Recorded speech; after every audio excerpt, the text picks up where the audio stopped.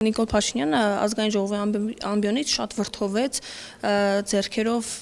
սկսեց խոսել ընդդիմության մասին։ Ես մեջ բերեմ, ասում էր ընդդիմությունը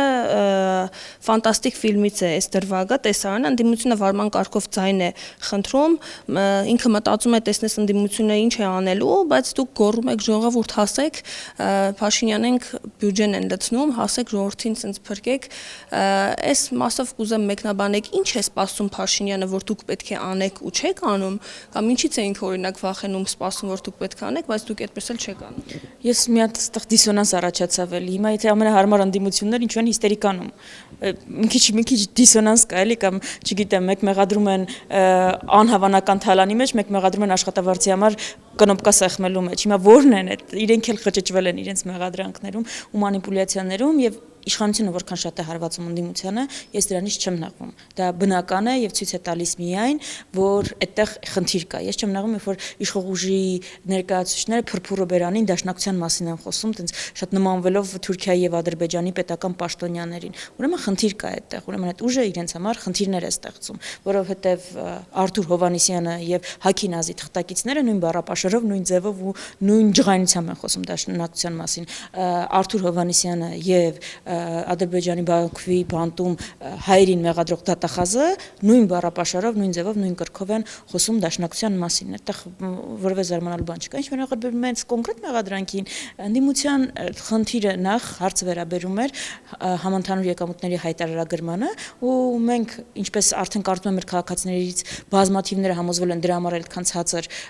տոկոս ունենք հայտարարագիր լրացրած քաղաքացիների, դա ընդհանրապես քաղաքացիներին կեղեքելու համար է։ Ու մենք շատ պարզ բան ենք ասում, մենք ասում ենք քաղաքացուն կեղեքելով, որքան էլ հարկը բարձրացնես, գույք հարկը բարձրացրել ես, աղբի հարկը բարձրացրել ես, հայտարարագիր ես դրել, որ նոր հարկեր ավելացնես, տրանսպորտի գինը ավելացրել ես, սուրճի ապարատների գինը ավելացրել ես, նոտարի ծախսերի գինը ավելացրել ես, այլ սպասարկում մատուցողների հարկը ավելացրել ես, դրանով բյուջե չես լցնելու։ Դուք չեք կարող մեզ ցույց տալ կայացած տնտեսությունը 2 միլիարդ դոլար հետ ենք բերել 18 թվականին։ Հիմա դրան կանադառնամ, դուք չեք կարող ցույց տալ հարկ բարձրացնելու միջոցով տնտեսություն կառուցելու, արդյունավետ տնտեսություն կառուցելու օրինակ, տնտեսություն կարելի է կառուցել արտադրություն հիմնելով, գործարան հիմնելով, որ իրենք չեն կարողանում անել։ Այդ ենք ընդհանրապես ասում։ Ասում ենք, որ այս հարկեր բարձրացնելը քեզ չի փրկելու, եւ քաղաքացիները զգուշացնում են, իմ գործընկերներից մեկն էլ նոր ելույթ ունեցավ, որ միայն կեղեքելու համար չի, կարող են ձեզ նաեւ դատել, որտեվ 3 ամիս է դատախազությունը եւ ՊԵԿ-ը չեն կարողանում կողմնորոշվել հայտարարագիր չլրացնելու համար։ Ի վերջո քրեական պատասխանատվություն, ազատազրկման նաեւ տեսքով հասնում է քաղաքացուն, թե չէ։ Իսկ այդ քրեական որ բանան եմ ավելի բարձ լինի, այդտեղ կարող է սխալի համար էլ լինել դա։ Ուզում եմ ասել, այստեղ ենք ասել, կամ հիմա էլ բերել են օրինագից, որ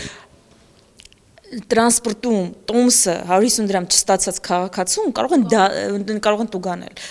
այսինքն այդ քաղաքացին տուգանքի մատերիալ չի հակառակ պատկերը ո՞նց է լինում։ Ինչ որ 4.2 միլիարդը ուրիշ բանի, էլի բառախաղը այնպեսին էր, որ մարդկանց մոտ տպավորության 4.2 միլիարդ դոլար վերադարձրել են։ Ոչ, խոսքը նրա մասին է, ասում եմ ավելացրել են, այսինքն իբր իրենց ասելով այնքան արդյունավետ են բան արել, ղեկավարել, որ 4.2 միլիարդ դոլար նկատի ունեն բյուջեն ավելացել է տարիների ընթացքում։ Նախ բոլոր տարիների ընթացքում Հայաստանի բյուջեն ավելացել է։ Մենք պակասող բյուջե չենք ունեցել առնվազն 99-ից սկսած, ես այդ վիճակագրությունն եմ տիրապետում։ Սովորական պարզ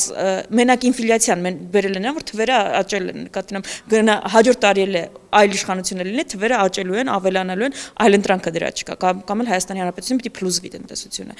Երկրորդ, եթե այդքան լավ է տնտեսության վիճակը, բայց արտաքին պարտքը խեն կրկնապատկել։ Չեն այդքան արտաքին պարտքներ գրավում։ Քաղաքացուն տուգանքի մատերիալ բոլոր տեսակ հարկեր ինչի են բարձրացրել։ Եթե ամեն ինչ լավ է, փողը ավելացրել են,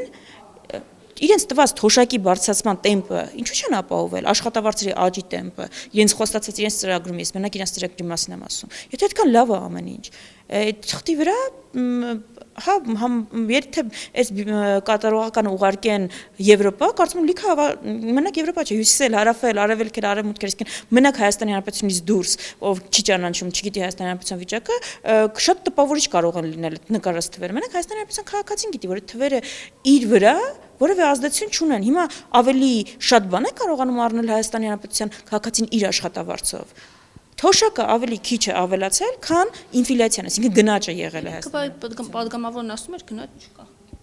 Դե թող մեր քաղաքացիները պատասխանեն գնաճ կա թե չկա, խնձորի գինի հիմա ինչքան է Հայաստանում։ Երևանում 400 դրամի կարգի։ Հիմա գնաճ կա թե չկա նախորդ տարիների դրա նախորդ տարվա համեմատ։ Թող քաղաքացին ասի տրանսպորտից սկսած մինչև ամեն մթերք, կատնամթերք, բանջարեղեն, մրգեր գնաճ կա թե չկա, թող այդ ԿՊ-ական պատգամավորի հայտարարությանը պատասխանի մեր քաղաքացին։ Ուղղակի ցանկացած փողոցում մի քաղաքացու կանգնեցեք եւ թող իրեն հարցրեք 20000 դրամով հիմա է շատ առավտուր անում, թե մի տարի առաջ։ Տիկին Վարդանյան, ամեն դեպքում կուզեմ նշեք, ինչ որ բան կա, որ պետք է անեք, կամ ինչի է սպասում Փաշինյանը, որ ասում է, ես մտածում եի հեսա ստեղ ինչ որ բաներ են անելու, ինչի է սպասում, ինչ քայլ է սպասում, որ դուք չեք անում որպես ընդդիմություն։ Ինչից է վախենում, որտեղ պետք է մի հատ հասկանալ, ինքը մեզնից հիմա սպասումներ ունի, չունի, հարմար ենք, հարմար չենք, խճճվել կարելի է։ Ես չգիտեմ, Փաշինյանի հայտարարությունները մեկնաբանելը ամենաանշնորհակալ գործն է աշխարհի, ամենաանշնորհակալ գործը։ Այսօր սա է ասել, չգիտեմ էլ որ կոնտեքստում է ասել, վաղ ուրիշ բան կասի, հաջորդ օրը դրան լրիվ հակասող բան կասի, հիմա որ մեկը պետք է մեկնաբանել։ Ընդդիմությունը Փաշինյանի սպասելիքներով չի, որ առաջնորդվում է, ընդդիմությունը անցած խորհրդանական դիմության մասին եմ խոսում 4 տարիների ընթացքում փողոցային բոլոր շարժումների ակունքում կանգնած կամ դրանք նախաձեռնած, այսինքն Փաշինյանի դեմ որ պայքար եթե եղել է զանգվածային, դա կամ նախաձեռնել է կամ զգալի կերպով աջակցել է խորհրդանական ընդդիմությունը։ Ու մենք այդ ճանապարհից չենք շեղվում, եթե ինքը իր ծրագրից շեղվել է, մեր համար մեր հայտարարած անհարճակած նպատակներից մենք չենք շեղվել։ Հիմա մենք մեր օրակարգով, մենք մեր առաջնահերթություններով շարունակում ենք գործունեությունը նիստերին եթե սպասելիքը, այսինքն սպասելիքը այն է, որ կգան հիմա կմերկացնեն իր գործունեությունը, ցույց կտան, ինչպես է կատարում Ադրբեջանի պահանջները, ինչպես է արտաքին պարտքը ավելացրել 2 անգամ, ինչ կորստներ ենք մենք ունեցել այս 5 տարիների ընթացքում, դա ցույց ենք տալիս հիմա հերթով ելույթներով, այսօր էլ վաղն էլ։ Եթե ուրիշ սպասելիք ունի, դրա մասին կարող է հայտարարել, հասկանանք ի վերջո ինչ է սպասում։ Նիկոլ Փաշինյանը նշել է, որ նոր սահմանադրության մեջ չպետք է հղում լինի անկախության հռչակագրին, բայց ամեն դեպքում նաև նշում է, ասա իր տեսակետն է, բայց վերջին խոսքը ժողովրդին է, ժողովուրդն է որոշում, կուզեմ դուք հակադարձեք կամ մեկնաբանեք սա։ Հաստատում է, որ Ալիևի պահանջն է կատարում, նախ ես ամեն անգամ հարկ եմ համարում շեշտել, ինչ նոր սահմանադրության մասին է խոսքը, եթե Հայաստանի սահմանադրությունը ներքաղաքական օրակարգով պիտի բարեփոխվի եւ այլն, դա սահմանադրական բարեփոխումների մասին է խոսքը, նոր սահմանադրությունը Ադրբեջանի պահանջն է, հետեւապես Նիկոլ Փաշինյանը սա արդեն ուղիղ խոստովանություն է կամաց, բայց ուղիղ խոստովանության մասին, որ սա Ադրբեջանի պահանջով իրականացվող քայլ է եւ այսինքն երբ Ադրբեջանը ասում է, որ Հայաստանի սահմանադրությունը պիտի փոխվի այնպես, որ չլինի հղում անկախության հռչակագրին, Նիկոլ Փաշինյանը Ալիևի խոսնակի դերով վերահաստատում է այդ պնդումը, դա ինչի մասին է վկայում, որ Նիկոլ Փաշինյանը կատարում է Ալիևի հերթական պահանջներից մեկը դրա համար նախանշել է եւ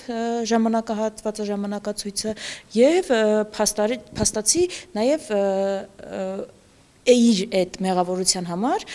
իր մեղավորության շրջանակ ընդլայնում է տարածելով այն ամբողջ ժողովրդի վրա, որովհետեւ էլի դա էլ է Ադրբեջանի պահանջը, Իլհամ Ալիևը բազմաթիվ անգամներ հայտարարել է, որ իրեն պետք է հայ ժողովրդի համաձայնությունը ոչ միայն Փաշինյանը, որտեղ դա ինքը ստացել է ամբողջությամբ։ Հետևաբար